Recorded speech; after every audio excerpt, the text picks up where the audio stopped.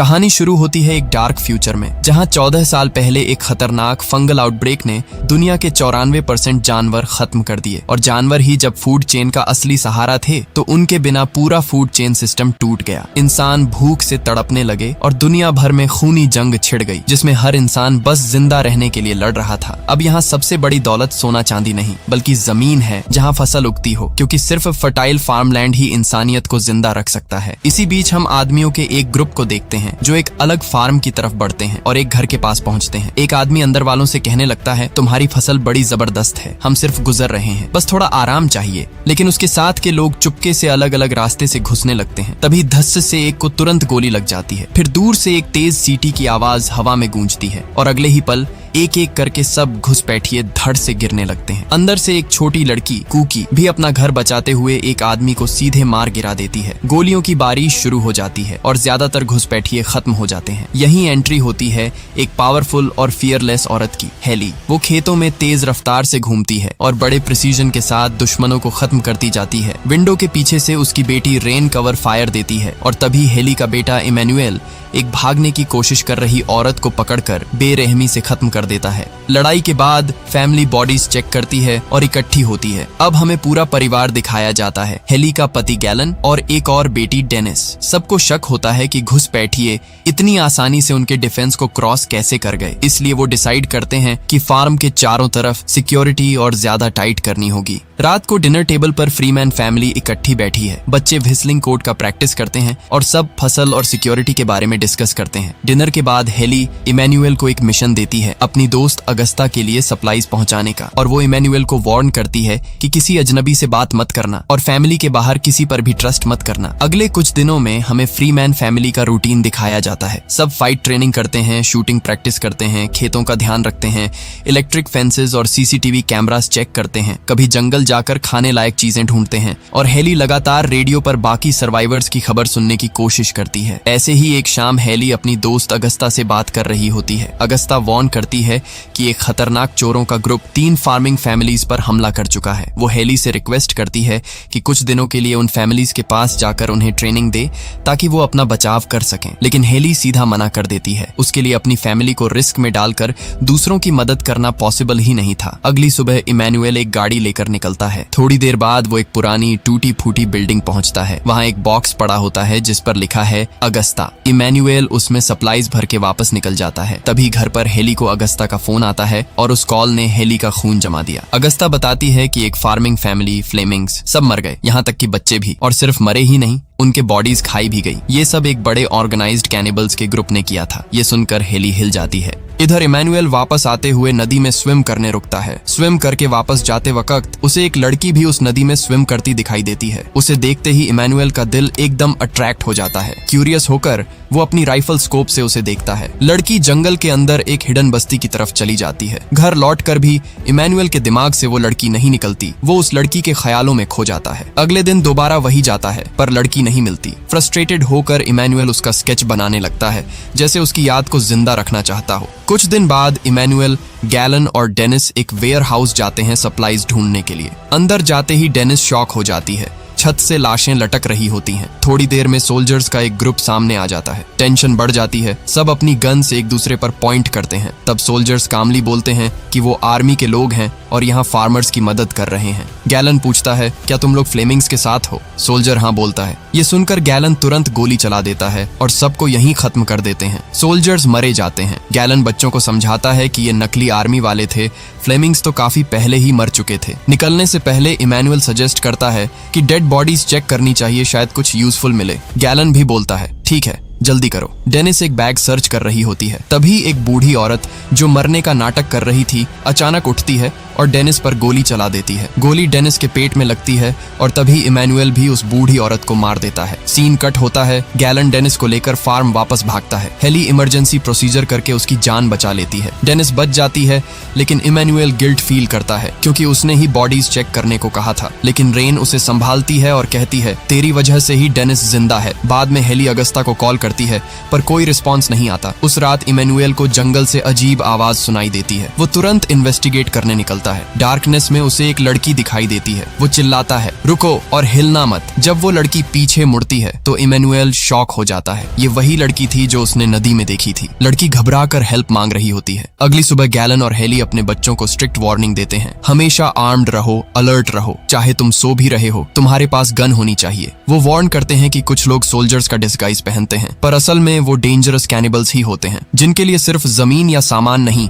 इंसान का गोश्त भी एक माल है। हेली का ऑर्डर क्लियर था, पहले गोली चलाना, बाद में सवाल करना। पर दूसरी तरफ इमैनुअल अभी भी उस लड़की को सेलर में छुपाकर बैठा है। उसने उसके जख्म पर बैंडेड किया और उसे पानी भी दिया और उस लड़की का ट्रस्ट जीतने की कोशिश करने लगता है। लड़की गुस्से में उससे बोलती है, तुमने मुझे किडनैप किया है। इमैनुअल जवाब देता है, मैं सिर्फ अपनी माँ की वजह से ये कर रहा हूँ। वो किसी आउटसाइडर पे ट्रस्ट नहीं करती। रात को इमैनुअल दोबारा बार्न में आता है। वो लड़की से पूछता है, तुम कौन हो, यहाँ क्यों आई हो? ये सब इंसिडेंट्स के बाद मुझे सच जानना है। लड़की रेडियो मांगती है पर इमैनुअल रिफ्यूज कर देता है। थोड़ी देर में लड़की रो पड़ती है, कहती है, मुझे बस ये पता लगाना है कि मेरे लोग जिंदा हैं या नहीं। इमैनुअल पिघल जाता है और उसे फाइनली अनटाई कर देता है। फिर लड़की एक बड़ी बात रिवील करती है, मुझे बस रेडियो चाहिए ताकि मैं फ्रीमैन फार्म से कांटेक्ट कर सकूं। ये सुन के इमैनुअल शॉक हो जाता है। जब वो रीजन पूछता है, लड़की बोलती है, मेरी आंट ने कहा था सिर्फ फ्रीमन्स फैमिली ही मदद कर सकते हैं। इसके बाद दोनों के बीच टेंशन पिघलकर बातचीत में बदल जाता है। इमैनुअल अपना स्विमिंग का शौक बताता है। लड़की हल्की सी शर्माहट के साथ कहती है, मैंने तुम्हें नदी में मुझे देखते हुए नोटिस किया था। इमैनुअल शर्मा जाता है।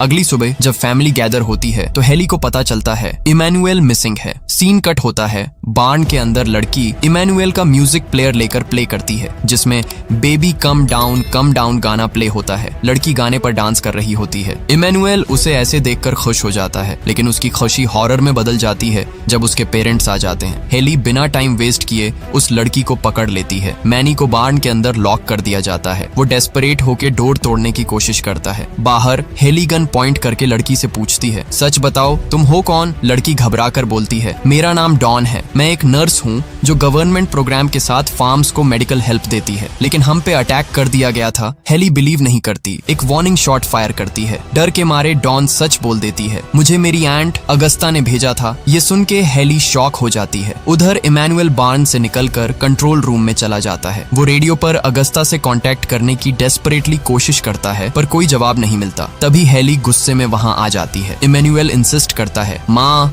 अगस्ता मुसीबत में हो सकती है, हमें उसकी हेल्प करनी होगी। लेकिन हेली ठंडे टोन में कहती है, अगस्ता एक मरीन है, वो अपना ख्याल रख सकती है, हमारा काम फार्म प्रोटेक्ट करना है। और फिर वो इमैनुअल को डांट कर कहने लगती है, तुम उस लड़की के झांसे में आ गए हो, वो लड़की डॉन हमसे झूठ बोल रही है। और फिर माँ और बेटे के बीच लड़ाई गर्म हो जाती है। इमैनुअल थक चुका है माँ की शक की पॉलिसीज से। गुस्से में वो घर छोड़ के निकल जाता है। इमैनुअल डिसाइड करता है कि वो अकेले ही डॉन के साथ अगस्ता को ढूंढने जाएगा। दोनों एक गाड़ी लेकर निकल पड़ते हैं, लेकिन ज्यादा देर नहीं लगती हेली को पता चल जाता है कि वो दोनों गायब हैं। वो गाड़ी निकालती है। गैलन कहता है कि ये कोई ट्रैप ही है। हेली कहती है कि मैं जानती हूँ, पर इमैनुअल ने उसे मजबूर कर दिया निकलने पर। इधर इमैनुअल और डॉन कैंप पहुंचते हैं, लेकिन वहाँ सिर्फ सन्नाटा है, खाली टेंट्स, खून के निशान और एक ईयरी साइलेंस। अगस्ता का कहीं पता नहीं। इधर फार्म पे गैलन देख रहा होता है कि एक सीसीटीवी कैमरा काम नहीं कर रहा। वो रीजन चेक करने निकलता है और दूर से एक हिरण दिखता है। लेकिन रुको, हिरण और बाकी जानवर तो एक्सटिंक्ट हो चुके थे। तभी पता चलता है ये हिरण का मास्क पहना हुआ एक कैनिबल है। वो गैलन को बेहोश कर देता है। मास्क्ड कैनिबल्स उसकी बॉडी पर टूट पड़ते हैं और उसके साथ के लोग फार्म की तरफ छुप के बढ़ते हैं। दूसरी तरफ डॉन इमैनुअल को एक पुराने ट्रेलर के पास ले जाती है। यहाँ वो एक शॉकिंग ट्रुथ बोलती है, इमैनुअल मैंने तुम्हें झूठ बोला, मुझे कैनिबल्स ने भेजा था। उन्होंने मेरी आंट और लोगों को किडनैप किया है और मैं तुम्हें यहाँ लाने पर मजबूर थी। ये सुनकर इमैनुअल के होश उड़ जाते हैं। तभी पीछे से एक शैडो उसके करीब आने लगता है। इधर हेली अगस्ता के घर पहुंचती है, जहाँ सिर्फ खाली कमरे, तोड़ फोड़ और खून के दाग हैं। वो अपनी दोस्त को ढूंढ रही होती है। तभी पीछे से एक आदमी उसके सिर पर वार करके